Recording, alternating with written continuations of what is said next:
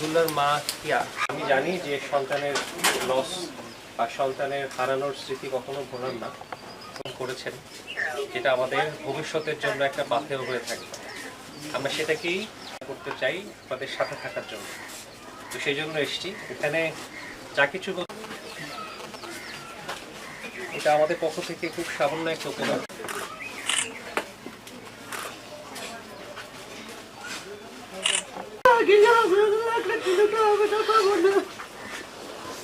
সেটা তো দেওয়া সম্ভব। ঠিক আছে।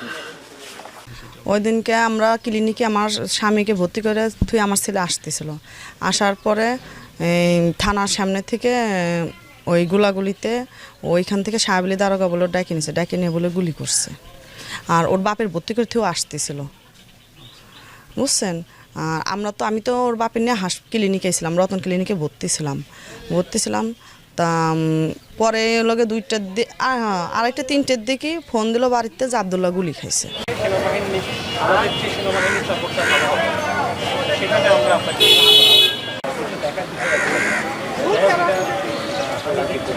যে গুলিগুলো আছে এগুলো মাথায় আর হাতে এগুলোতে এখন ওকে যন্ত্র পেন করে আর কি।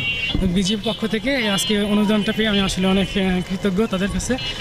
স্যারকে অনেক ধন্যবাদ জানাই। স্যার আমাকে চিকিৎসার ব্যাপারে ফোন দিছিল, আসলে আমি স্যার আমাদের সাথে কন্ট্যাক্ট করছে, এই জন্য আসলে স্যারকে আন্তরিকভাবে ধন্যবাদ জানাই। যেভাবে উনি শহীদ হয়েছেন আমি বলতে চাই এটা আমাদের সবার জন্য একটা দুঃখের পাশে ছিল। আপনাদের পাশে সবসময় থাকবে আমাদের ডিজি মহোদয়, আমাদের রিজিয়ন কমান্ডার মহোদয়, আমাদের সেক্টর কমান্ডার মহসি বা স্বাভাবিক অবস্থা ফিরিয়ে নিয়ে আসার এখন চলে এসছে আলহামদুলিল্লাহ। সেদিনকে আগস্ট মাসের 5 তারিখ ছিল। সে খাওয়া দাওয়া করলো, খাওয়া দাওয়া করে 10টার সময় মারা গেছে। যে আমি আসছি বলি, তারপরে আমি 1টার পরে শুনি যে গুলি খাইছে। আমি তারপরে গেলাম, যাই ব্রিজের উপরে যাই দেখে অনেক গুলাগুলি হচ্ছে। কিছুক্ষণ পরে শুনি মারা গেছে। আমি তাকে জীবিত অবস্থায় দেখেছিলাম না মারা। তিনি একজন রং মিস্ত্রি ছিল। আপনারা জানেন যে অতি সম্প্রতি আমাদের দেশে একটা বড় পরিবর্তন ঘটে গেছে। আমাদের ছাত্র জনতা একটি পরিবর্তন নিয়ে এসছে আমাদের দেশে। ছাত্র জনতার একটা বড় অংশ আহত হয়েছেন এবং শাহাদাত বরণ করেছেন।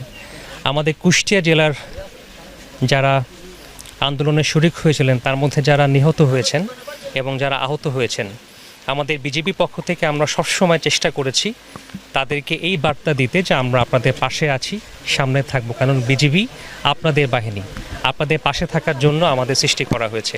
আমরা বর্ডার দেখছি, আমরা সীমান্তের অখণ্ডতা এবং সীমান্তের যে স্বাভাবিকতা রক্ষার পাশাপাশি সাধারণ মানুষকে সাহায্য করা এবং তাদের পাশে দাঁড়ানোর অংশ হিসাবে আমরা এই কর্মসূচি হাতে নিয়েছি।